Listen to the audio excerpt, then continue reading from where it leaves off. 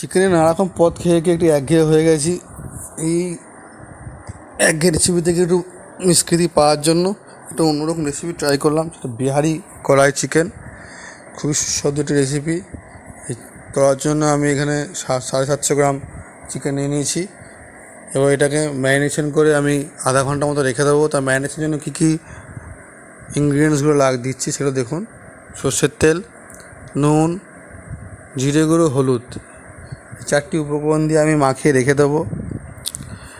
তারপর আধা ঘন্টা পর এটা ফ্রিজ থেকে নর্মাল জায়গায় রেখে আমরা রান্নার দিকে এগোবো।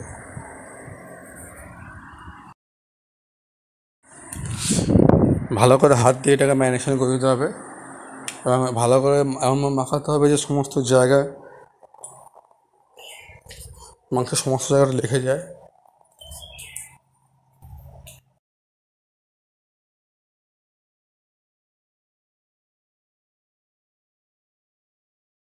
কড়া নিয়ে নিয়েছি, কড়াতে সর্ষের তেল দেবো। সর্ষের তেলটা একটু গরম হয়ে গেলে আমি যে গরম মশলা দেখালাম, সেই গরম মশলা, দারুচিনি, লবঙ্গ, এলাচ এর মধ্যে দিয়ে দেবো। বিহারি চিকেন কারিতে সর্ষের তেলের ব্যবহারটাই করা হয়। সর্ষের তেল দিয়ে পুরো রান্নাটা করা হয়, তাই আমরা সর্ষের তেল ব্যবহার করেছি।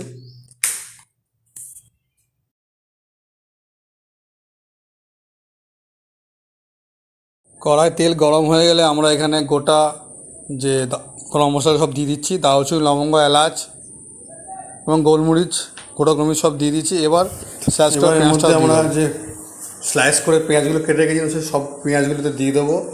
দিয়ে এবার ভালো করে পেঁয়াজটাকে কষাবো এবং যতক্ষণ না একটু হালকা লালচে লালচে হচ্ছে বা বলতে বাদামি কালার হচ্ছে, এর মধ্যে আমরা চিকেন দেবো না, আগে ভালো করে কষিয়ে নেবো আমরা।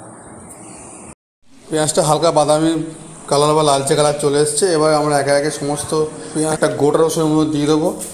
এই গোটা রসুনটা দিয়ে দেওয়ার পর আমরা এর মধ্যে যেগুলো দিচ্ছি, জিরে গুঁড়ো, হলুদ গুঁড়ো, ধনে গুঁড়ো, নুন এবং লাল লঙ্কার গুঁড়ো পুরোটা দিয়ে নেবো। দিয়ে একটু ভালো করে আমরা স্টিয়ারিং করে নেবো।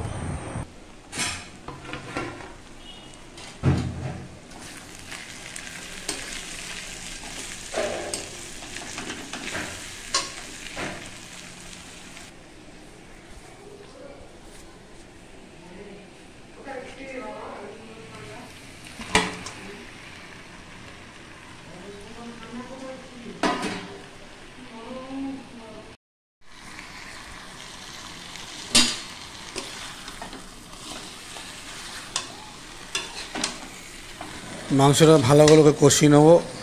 কষিয়ে নেওয়ার পর এখানে বেশি না 1 কাপ জল দেবো। 1 কাপ জল দিয়ে এটাকে লো ফ্লেমে চাপা দিয়ে মাংসটা তৈরি করব।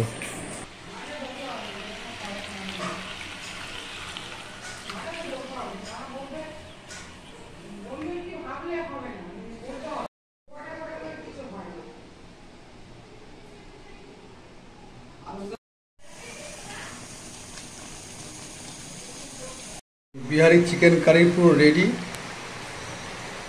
একদম গরমা গরম, কি সুন্দর টেক্সচার বেরিয়েছে। টোটালি অসম। আমরা ভাত দিয়ে, রুটি দিয়ে, আপনারা যেটা ইচ্ছে সেটা দিয়ে খেতে পারেন।